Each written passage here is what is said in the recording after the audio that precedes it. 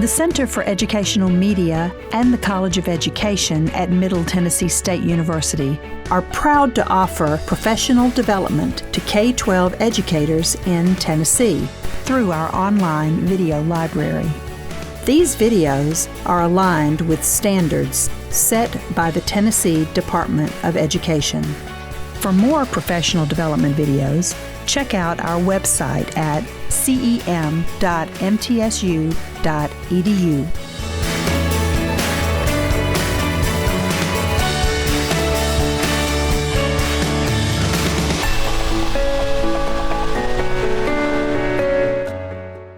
And welcome back for our final session in the School Counselors Collaborative. So we've had 3 great sessions this morning, and we're getting ready to have another great session. I would like to introduce Miss Angela Ruzicka. She is from Rutherford County Schools, and again, nominated, as everyone has been, and so she will continue her introduction. We're so happy you're here today. Thank you, Dr. Clark. Like she said, my name is Angela Ruzicka. I am an elementary counselor at Blackman Elementary here in Rutherford County Schools. I have been there for 5 full years plus 4 weeks before COVID. So, and then whatever you count that shutdown time as. And then I was also a high school counselor for 8 years before that in Bedford County. So never had the privilege of being a middle school counselor, although I hear it's amazing. I don't know that I want to do it though. So I graduated from MTSU with my master's in school counseling in 2010. I'm currently working on my EDS here in curriculum and instruction, culture, cognition, and the learning process. I found out about it here last year by watching one of the ads as it was going by. It's a really good program if you want to do it.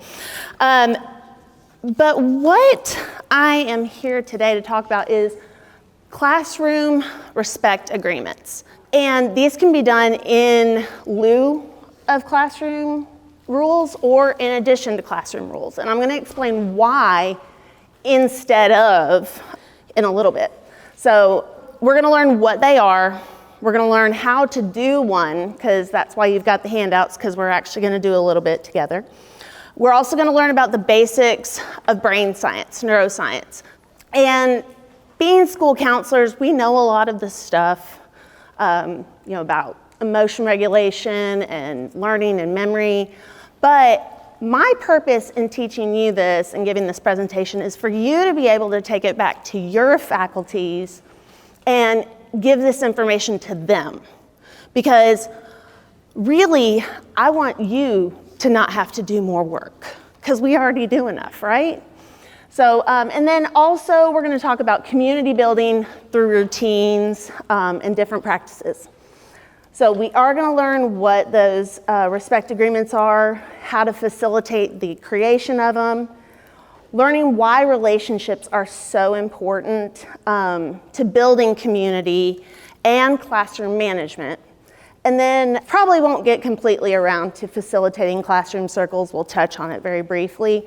So just for house cleaning, making sure that everything goes smoothly, I want to make sure that, we're staying off our phones, we are not having side conversations. We're going to hold questions until the end, just like we've been doing. Please stay seated. I do have ADHD as well. I get really distracted. And just make sure you've got that active listening, okay? Now, that didn't sound very respectful, did it? But do we ask kids to just blindly follow the rules in the classroom? So, I want to make sure that y'all are able to kind of explain why these agreements are so helpful to the classroom. We are all very familiar with MTSS. Restorative practices, which classroom agreements are part of, is also a multi-tiered system of support. And so The basics of restorative practices are going to be those things that the teachers do in the classroom to set the stage, build those community relationships, whether it's through circles and just getting to know each other, or setting the expectations. Tier 2 is going to be more like when you're experiencing a small problem and you're trying to solve it together and get everybody on the same page. The Tier 3, that's when you've got kind of those office discipline referrals, and maybe you're having to have a bigger conversation with the kid and the teacher, the kid and the class, because you want to make sure you restore those relationships. And so if you already have Tier 1 in place, those conversations about restoring the minor conflict are a lot easier to have. And if you've already got Tier 1 and 2 in place, it's a lot easier to have the big conversations, the kind of awkward, not fun conversations, to make sure that everybody's on the same page, and we're not just dropping a kid back into class and expecting everything to be fine, because it's not. What are the impacts? Well, the reason that it's improving student behavior is because they have a voice in this classroom agreement. Students are in relationship with each other, and they're less likely to have negative interactions, so we're decreasing those instances of bullying and fighting. Problems can be handled in the classroom and not have to necessarily be referred to the APs or the principals, and so you're not doing as many classroom removals. And with the procedures and consequences consistently followed in class for these classroom agreements, the kids know what's going on, and so you're not having to have the huge consequences like suspensions and referrals anymore.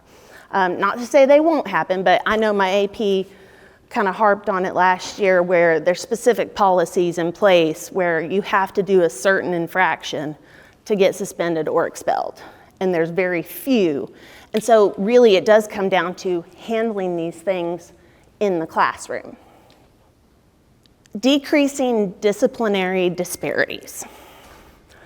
We know, unfortunately, that children of color, children who get those outside supports of ESL and SPED, a lot of times get singled out for discipline more than any other kids.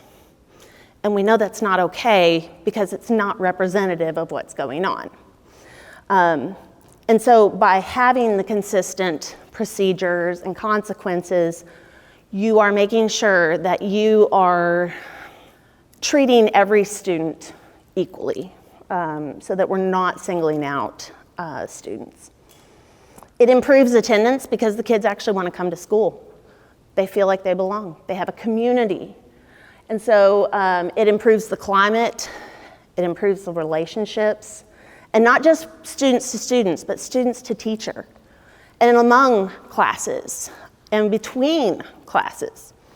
So these are all things that every teacher, admin, counselor wants in school because it promotes student success.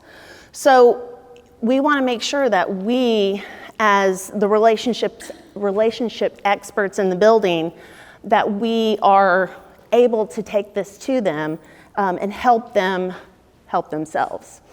I appreciate what's been said previous to my presentation today about data, using data to make sure that you're supporting your program. I did a book study, I think it was 2 summers ago. Yeah, 2 summers ago on Trish Hatch's book, Data-Driven School Counseling, and it changed my life. And what she promotes is making sure that you are using the data to inform your practices. And a lot of times with this restorative practices, having that data can inform, because you're knowing how many things are actually happening and what the causes are, as opposed to having all of the needless referrals. It's the real actual referrals that maybe you're digging into. And like was said with the universal screener, if you are having a lot of internalizing behaviors, externalizing behaviors, these classroom agreements can help with that as well, because then the kids know the expectations up front. So key elements of restorative practices in the classroom. Again, the reason that they feel ownership over this is because they do have a voice and a choice over what goes into the agreement, because they're helping to create it. We want to make sure this isn't one of those set it and forget it things. You're going to need to refer back to it. It needs to be incorporated and not just a poster on the wall. And please don't wait until your students live up to the expectations to post it on the wall. That happened. The kids need to be able to have the reminder, to be able to see, oh, I said I was going to do this. Using the restorative questions, which we'll talk about in a little bit, to help facilitate those smaller problem-solving issues within the classroom between students. And you can also get students to help each other solve the problems. And then building a strong sense of community. We all want to be a part of something.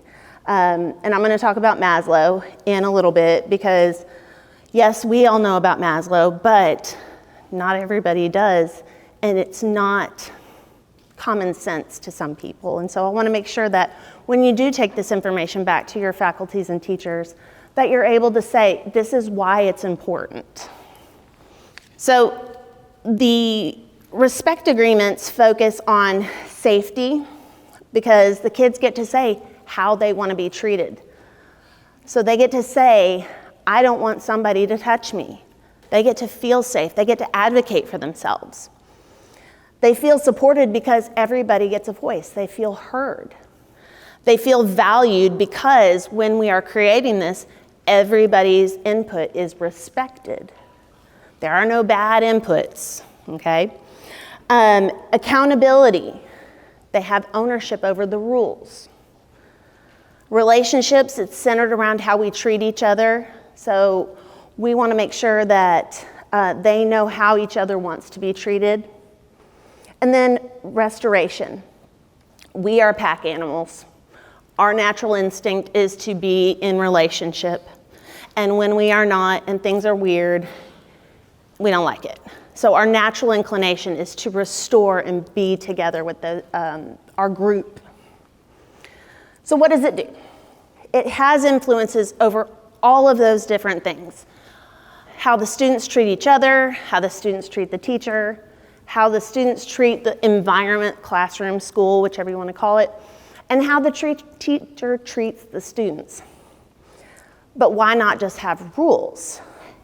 Did you know that the brain processes requests made in a positive better than a negative? Meaning, our brain doesn't hear not very well. Don't do that.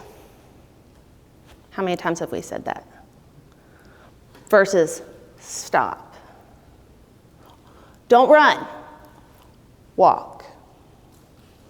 So when we tell kids, don't touch your neighbor, they don't hear that as well as keep your hands to yourself. So what we are going to do is, that's why you needed the handout.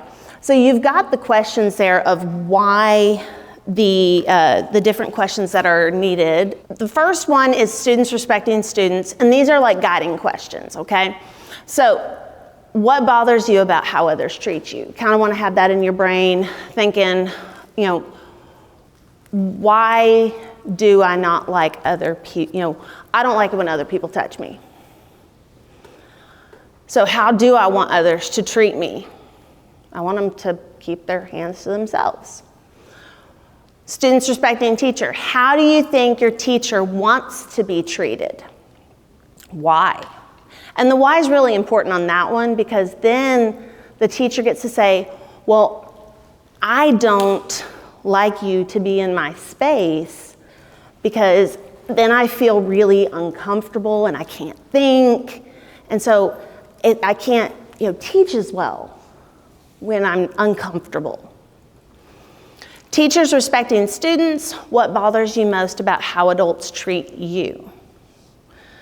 So with that in mind, we all know those teachers who maybe think they're doing things that are respectful, but the student sees it as completely disrespectful. Or maybe they are blatantly being disrespectful. That's happened before too. And then for students respecting the classroom in school, how do you treat your home? Now we know how some students treat their home. But how do you want others to treat your things? They're a little more particular about that. A lot of them don't want other people to touch their things, especially in elementary. Leave my stuff alone. And I know this sounds like something for little kids. It works for high schoolers too. And you could, high school teachers could do this by period even. I know it's a lot of work. But high school students or high school teachers could do it with each of their periods, and that way everybody is on the same page. So what I want you to do, yes, I'm gonna make you move. So this, let's see, get in kind of groups of 4 or 5, 6, no more than 6. And even if you're just with a partner, that's okay too. So just get into some groups. So I'm gonna give you 30 seconds to find a group.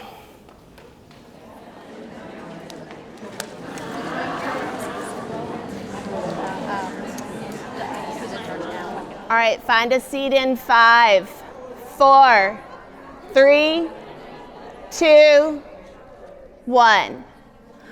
Okay, so this group of tables right over here, I would like for y'all to work on the students respecting students quadrant, okay?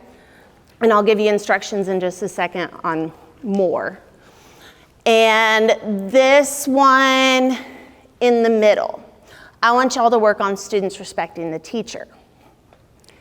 This group over here, I want you to work on students respecting the classroom or the school, okay? Yes, I'm leaving the other one for a reason. Okay, I'm gonna give you 5 minutes. Now, if I start hearing lots and lots of talking, we'll probably end it early. But I'm gonna give you 5 minutes to work on what does it look like when a student respects a student, when a student respects the teacher, when a student respects the classroom, the environment. What do we want that to look like, okay? So at 2:37, we're gonna come back together. I can't put myself in the headspace of a student. Oh, do we have to be in the... No, it's not as bad as you would think. Put yourself in this side. Because Called by their name. Mm-hmm. Yep. Girl. Yeah. Especially high school. Yes. All the things you teach them in kindergarten. All of the things. I even said it with the... It's right on the way to Yeah, sure did. And I Yes. kind of fantasize with what So then how do you differentiate with that? So that may be what you do at home, but you're not going to do that. We would prefer you not do that at school. You break things. When I get mad, and I'm like, are there consequences? Sorry, why do we need to treat the teacher this way, guys? We're a good citizen. Because you treat others the way you want to be treated. Yeah. Right? Yeah. I was like, we ended up with the snowball concept. You laugh and it's funny. Girl, I wrote the best social story you've ever seen. But those are the kinds of things that's respect. Like if they know you're safe for me to go in the bathroom with, or for me to share my crayon box with you. You know, think my bottom, don't touch me. Exactly. I mean, it was like a thing, like, you know, talking about building that respect and boundaries. Well, and it's modeling. It's modeling appropriate behavior. Now, there's a difference because I did this in an elementary school that I had to do a couple years ago, and we had to do it, and it was like a high five. And a fist bump. Like, it had to be like... They would choose their greeting. Yeah, and it was one of those that you kind of had to ask, but it wasn't like, can I shake your hand or can I... The kids would pick, like, it'd be on the wall. Yeah, it was like you knew, because if not, someone was going to get smashed in the face, or someone thought they were hitting them. 1 minute warning. 1 minute warning.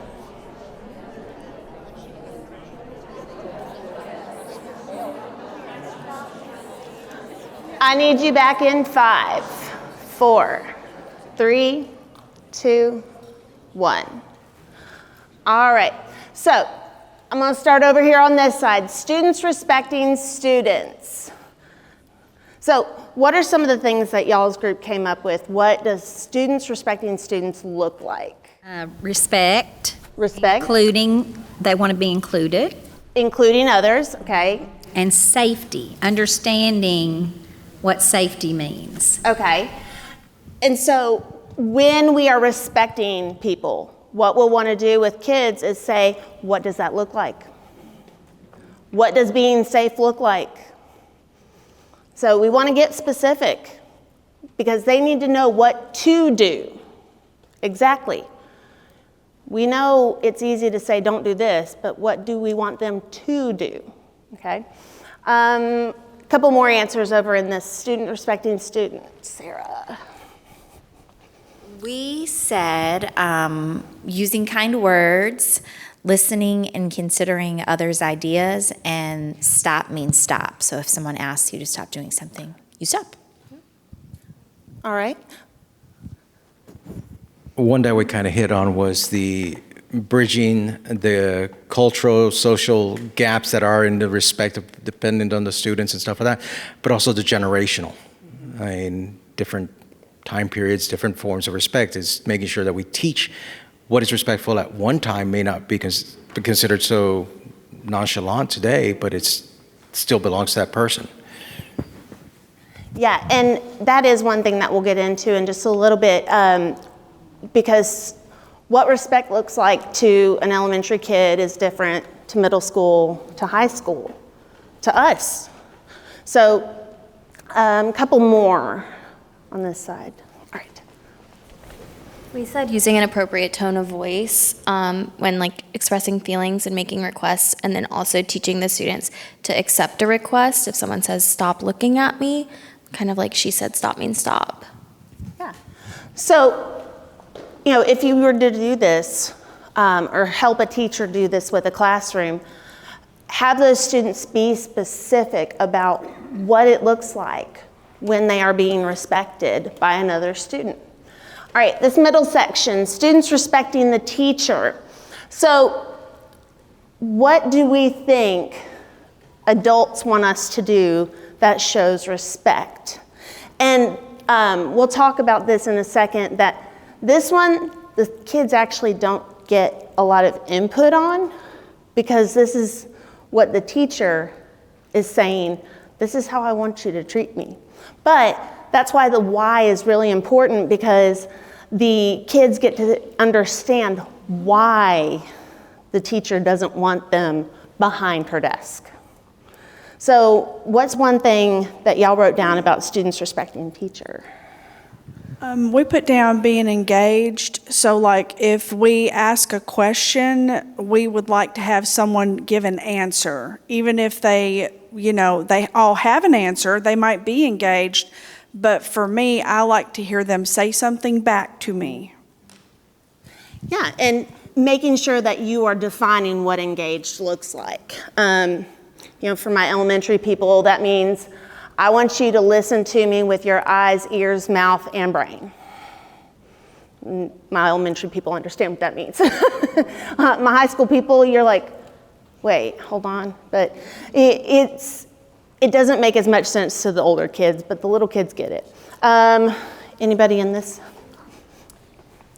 Okay, so I was just saying that I was thinking of like Amy Dean, the behavior queen. If anybody's ever heard her speak, she would like say, think of your top 3 non-negotiables. And I was teasing, I have one in my classroom, and that is, I start my lessons with, I love you, but do not talk when I am talking. And the why is really important. And I always do the why of like, have you ever been thinking about something you really, really wanted to say, and then your friend interrupted you, and you're like, yes, that's so, I'm like, that's how it is for me when I'm teaching. I'm like, focus, I need to get through this, I want to tell you this, and when you talk over me, my brain cannot process it. So that's like my one negotiable. It's like, if me, your classmate, if anybody else is talking, just listen. And I can certainly relate to that as well, because like if I'm teaching, I tell the kids, I'm like, I really need y'all to listen, not talking to your neighbors, because Miss Ruzicka gets distracted easily. And if you start talking, I'm wondering what you're talking about, and I forget what I'm saying. So that's why I want you to not talk when I'm talking. And then on the other side of the room, the students respecting the classroom environment. Who wants to volunteer? So we said for the student, keep the area clean, like their personal area, and then also holding other people, kind of other students around them, like especially if you have an agreement, like encouraging them to do their part to help clean up a mess, even if it's not their mess, taking the initiative to do that, and then treating the supplies, like your crayons and pencils and Chromebooks. We also talked about, as a student, being who you want to be when no one's watching. So that's an important, I think, that we talked about as well. Mm-hmm. Okay. One more, anything? Oh, okay, up here. We talked about when we talk about how if they do something in the room to vandalize something of someone else's, or this classroom, Chromebooks, textbooks, whatever, would you do this at home? How do you treat this at home? And we were talking about the answers we usually get is nobody cares at home. My dad can do that, or mom don't care. I told them about an incident I had. It was a court referral. A 10-year-old child, had done $8,000 worth of damage to the home because kicking holes in the wall, breaking windows, breaking furniture. Dad took a unruly out on him. So that meant he had to spend 12 weeks with me. When I had the exit meeting with the parents, I found out the whole family acts like this. So the child didn't know that was a normal way of life, which would have been a huge help to have known that day one instead of 12 weeks later. But, if that's what they see, that's what they know, because they don't respect their own things. But they don't want anybody touching their stuff. And I find it interesting that it's almost like a double standard. Like, parents can act like that, but Johnny's not going to act like that. I'm going to take out an unruly on him. So, and that is a very good point about why it's important to talk to everybody about why we want to respect the classroom, how to respect the classroom and the things, because not everybody treats their things the same. And with that first one, the students telling other students how they want to be treated. Kids don't usually get asked, how do you want to be treated? And so being able to say what it is that they want is huge. Especially, little kids to big kids, it doesn't matter. Kids know what they don't like. Kids know they don't want other people to do this to them. And so when we say, okay, well, let's talk about the opposite of that then.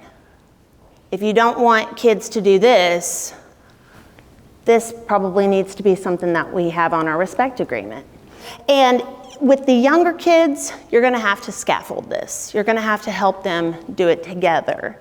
But 3rd, 4th grade, definitely, you can do it in groups, and it makes it a little more efficient, especially if you're pressed for time. But if you have time, do it in a circle. We all know that circles are what facilitate community, right? That's why we have small groups and circles. With students knowing how you, the teacher, want to be treated, that is insight into what the kids think is respectful to adults. Because they may think they're being respectful to you, and you're like, that is not respectful at all. So by telling them the why up front, it answers a lot of why questions later on. You don't have to say why you want them to do such and such. We've already answered that. So it creates a smoother transition, smoother procedures, throughout the year. If we look at students treating the classroom, we know that not everybody treats their things the way we treat our things or the way we want them to treat our things. I'll give y'all a story. If you'd asked my mama what my room looked like when I was growing up, it was a disaster. And if you ask my husband right now what my craft room looks like, it's a disaster. My desk is a disaster at work. But do I want other kids to come in and treat my disaster and just be touching all over it? No, because it's my stuff. So, I could have told you what it should look like at home. I could have told you what it should look like in the classroom. Doesn't mean I'm always going to do it. But the reason that we do this as a group when we are talking about how do we want the kids to treat the classroom is because not everybody knows how to treat it. And so with that hive mind approach, kids are like, oh, that's not normal what I do at home. And so we teach those social norms by having everybody listen to the different input. It does help if you kind of break down those things of why do we want to treat these things with care. My lesson with the kindergartners last year about respecting people's things and themselves and others, we talked about when we are using laptops in class. Why do we want to use them with respect and be kind to them? Because other people have to use them. We can't just break them because then we don't have it. So for the kids understanding the why behind it, it's so helpful. Now, the last one is teachers treating students. And the reason I do this one last is because it can get a little sticky. Because some kids have had bad interactions with teacher-student relationships. Maybe it was an adversarial relationship. They weren't treated with respect previously. And so when I did the respect agreement with a group of fifth graders a couple years ago, I had them write it on Post-it notes and then collected the Post-it notes. That way they didn't feel singled out, especially because the reason we were doing the respect agreement in that class is because that teacher was being disrespectful to the kids. So we did it on Post-it notes. But it's really helpful for the kids to say, this is how I want to be treated. I don't want you to yell at me. Please use a kind tone of voice. Please give me a second to answer. So moving on to the next part, the neuroscience behind why respect and community is so important. A lot of us know these things because we're school counselors and we learn these things, but teaching them to your teachers is so helpful because I don't know that they necessarily get all this in their preparation programs. And being able to explain it to the kids is crucial because then the kids know what's going on in their heads. A lot of them, it's the Wild West in there. So I'm going to teach you the hand model of the brain if you don't already know it. So hold your hand up, put your thumb in, put your hand down. So this is your brain. And this front part is the prefrontal cortex. This is where your thinking brain lives. This is reasoning, this is planning, executive function. This is the part of your brain that doesn't develop until you're 25. But we still expect kids to understand and learn and do all the things that, 25-year-olds are supposed to be able to do. So, this is your wise owl. Wise owls make good choices, right? So, your PFC is your wise owl. Now, your amygdala. Your amygdala is your guard dog. It's the part of your limbic system that's in charge of keeping you safe, knowing when there's something dangerous, and keeping you alive. So your amygdala is your guard dog. And then behind your amygdala is your hippocampus. Your hippocampus is in charge of memories. And so it's your elephant that never forgets. Now, if you have your brain, you're trying to think, but your guard dog thinks something is wrong. It senses danger. What do dogs do when they think something's going on? They bark. What does a bird do when it hears a dog bark? It flies away. So when your guard dog, your amygdala, senses something's going on, your PFC wise owl flies away. Your amygdala is now in charge of your brain. You can't make good choices a lot of times. You can't think and reason. So that's called, if you've ever heard, flipping your lid. It's great, love it. By the way, the hand model is Dan Siegel as well, which was mentioned earlier. So that simple concept of the hand model, my kids that just went on to 6th grade, I did this with them when they were in 2nd grade, and they understood it. They understood it's a very abstract concept, but when you use animals and you use your hand, it helps them visualize it and be more concrete. And going to Maslow, yes, we know the physiological needs, coming to school, making sure that we've eaten, we've had a good night's sleep, we've got clothes on. Those are the basic needs. We hope kids come to school with those met. But what do we do if they don't? We feed them. We clothe them. The safety. When we don't feel safe, our guard dogs are barking.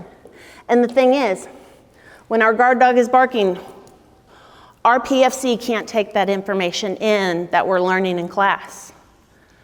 And when it can't take that information in, it doesn't get stored into long-term memory in our hippocampus.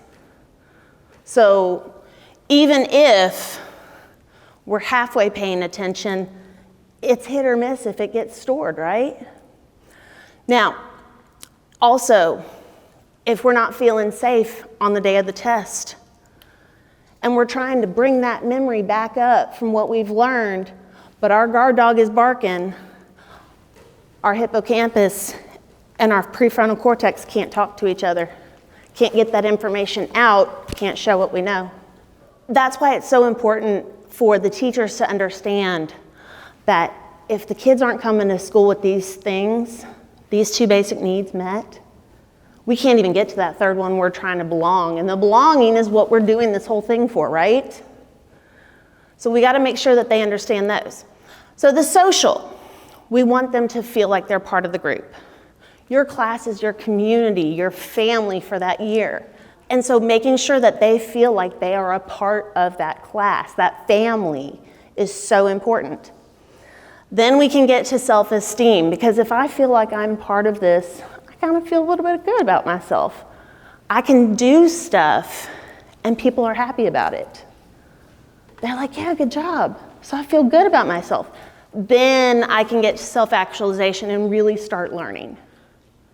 It takes all of that to get to the top to be able to really effectively learn. If Johnny comes to school and his parents had a knockdown drag out last night, he ain't thinking about that test. He's not thinking about the Pythagorean theorem or the water cycle. And if somebody comes at him with a raised voice, his amygdala is on. It is just activated. He's not learning anything. So making sure that our teachers, and all of the people in our building, because we've got EAs that are helping out in the classroom, in the cafeteria, and yes, it's a noisy cafeteria, but if we're yelling at them in the cafeteria, that can bring up some stuff. Real fast, looking at Bruce Perry. This is about regulation and being able to get a student to be able to understand and reason through a better alternative. But if they are at a place where they are hyperventilating, they're breathing so fast, their heart is beating, their autonomic nervous system and their brainstem, their midbrain, we don't have control over those 100%. We can influence our heart rate, we can influence our breath rate, but those are, think CPR. Our brainstem and our midbrain are in charge of those life-saving functions.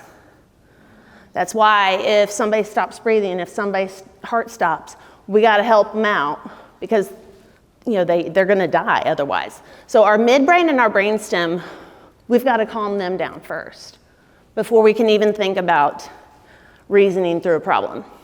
But also that limbic system, that's where our amygdala is, right? It's in charge of our emotions. And so if we have a heightened emotion state, our limbic system needs to be calmed down too.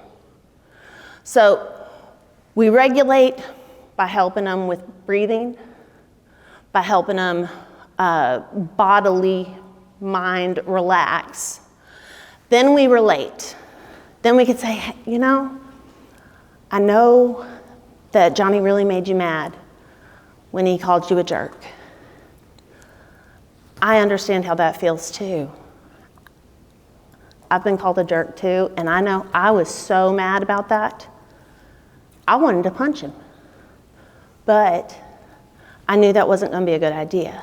But I was so mad. And when you relate to them, it gets their brain thinking about something else. They're like, oh, Miss Ruzicka's gone through that too. What did she do? So once we relate, then we can move on to reasoning.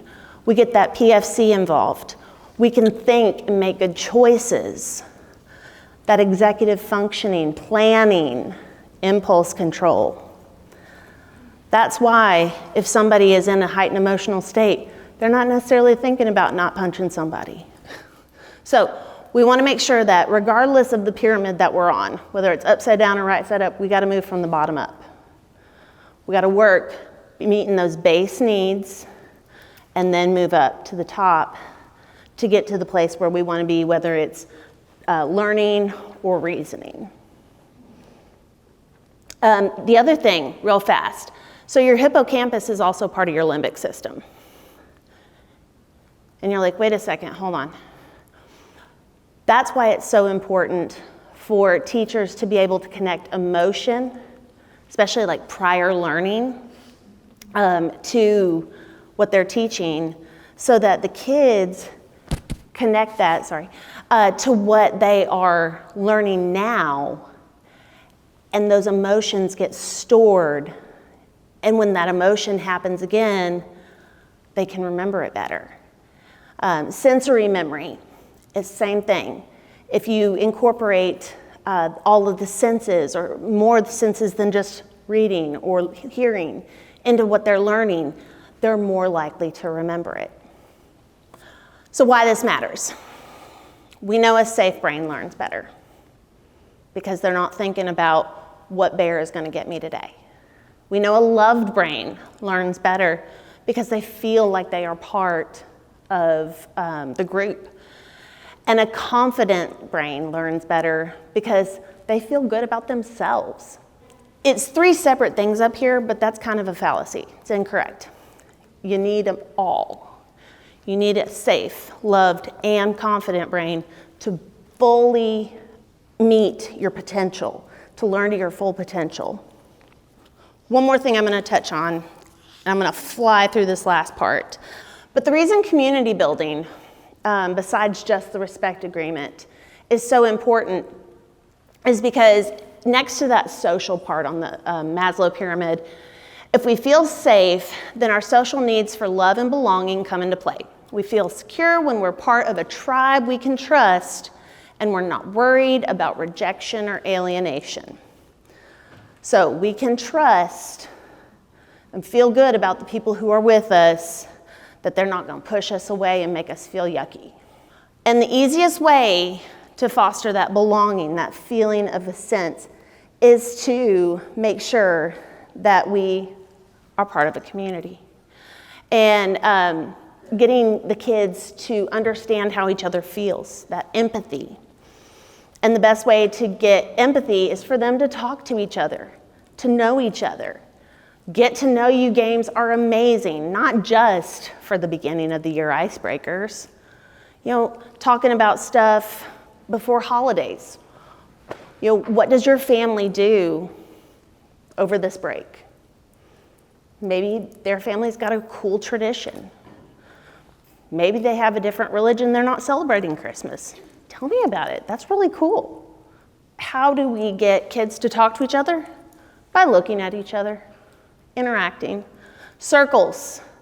So why do we stop doing circles in like second grade? So circles don't have to be some elaborate practice. It doesn't have to take 20 minutes. It can be 5 minutes at the beginning of the class period, just to touch base, to answer a quick question, to get everybody, you can do attendance that way so easily and not have to do double duty. Have your attendance right here. And as you ask your question, go around, oh, Johnny's here, Susie's here. So it doesn't have to be something extra that you have to shove into the lesson. You're getting everybody's attention anyway. Why not have fun with it?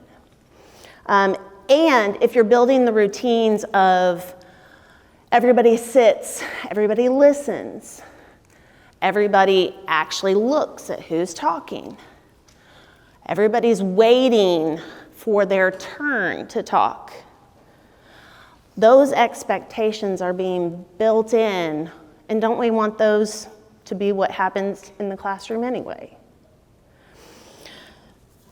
Laura Moomin has some basic guidelines for circles.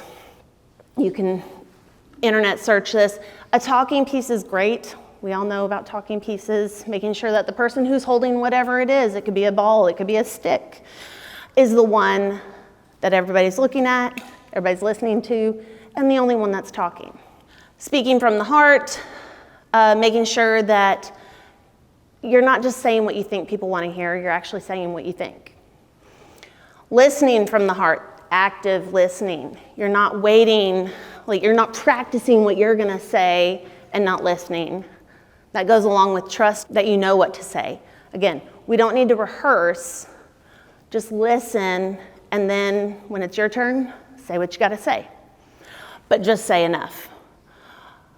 All my younger elementary friends, we know about and 50,000 ands later, 20 minutes is gone.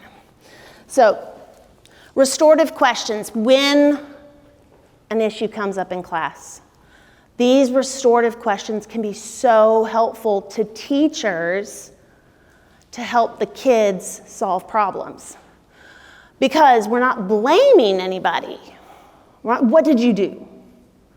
We're saying, okay, what happened? Just tell me what happened. And these are from the International Institute for Restorative Practices. They actually have 2 sets of questions. The other set is for when kids have been affected by something that has happened. But let's be honest, most of the time it's two-sided. Everybody had a part in it. So these are great questions to use when solving problems between 2 students. And the teacher can model this by standing there saying, okay, Johnny, what happened? Nope, Susie, you'll get your turn. Johnny, what happened? Okay, Susie, what, from your side, what happened? Okay, all right. And then you give each student the chance to answer each of these questions. And having the teachers model this, when you get older students, if you put this poster up in a room and you model, oh, we got a problem, come on over to the corner. And you do this process with them. Eventually, they'll be like, oh, we got a problem, let's go to the corner. And they solve it themselves. It's a great way for the kids to advocate for themselves. It's a great way for them to learn how to conflict manage, how to solve problems. I'm not going to go over each of these next ones. These are great community building ideas, lots of ideas that can be incorporated into the class, into different activities, whether it's curriculum-based, fun-based. You can do a lot of these things, but it also helps with spotlighting things. Now, I do want to highlight the teacher minute meetings and the classmate interviews. So the teacher minute meetings at the very beginning of the year, I know a lot of us will do minute meetings, right? But the teacher needs to get to know the kids too. Easy internet search of beginning of the year, get to know you questions. And teachers can take 2 to 3 minutes over a week to get to know their different students, even in high school. And Laura was saying, make what your examples are relevant to their interests. This is how you get to do that. You learn, do they like Minecraft? You learn, do they like airplanes? You learn, do they like whatever it is? And then the classmate interviews. It doesn't have to be paper pencil. It can be a simple couple questions. You pair them up. That way it's not the same kids together every time. You say, okay, Johnny, your classmate is Susie today. All right, Bobby, yours is Johnny, or yours is Johnny B, Johnny A and Johnny B, because you got 2 Johnnies.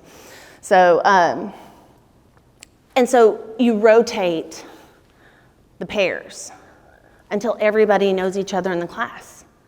And then you can go to other classes in the grade, if you're in elementary or middle, and get to know other people in the classes the same way.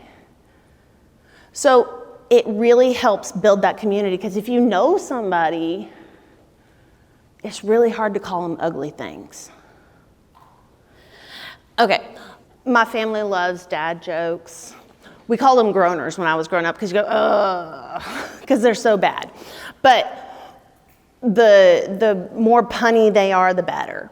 And kids any age love those jokes. The little ones may not get it quite so much because they haven't learned the double meanings and stuff like that. But doing something that's appropriate for little kids too, you could incorporate this as a transition, structured filler. You could incorporate it as a bell ringer at older levels. You put the question up on the board, they write it down, they write down their answers, what they think it might be. It gets creative, and then you give them the answer. Who doesn't want to have a whole notebook full of dad jokes? So it's something to keep their attention, give their brain a break while they move on to the next thing. So last thing, why do some kids work for some adults and not for others? Because of relationships. I'm going to leave you with a quick story. Had a student in 5th grade, adversarial relationship with his teachers. They didn't know what to do with him. He literally bucked every request that they gave him. Myself, my co-counselors, our behavior interventionists, the EA, we all worked so hard to develop the relationship with this kid so he would have somebody in the building that he would listen to. But we didn't, say you need to listen to us. We actually listened to what he had to say, what he liked. His thing was, he was gonna, sue us for defamation of character. And so when he graduated from 5th grade, we all signed the card and gave him like $3, because that was his fine, $3. We all gave him $3, and it said settlement fees. And the point is, when he just didn't want to listen to anybody else, we would be like, okay, look, I know you don't want to do what they want you to do. You actively work against it.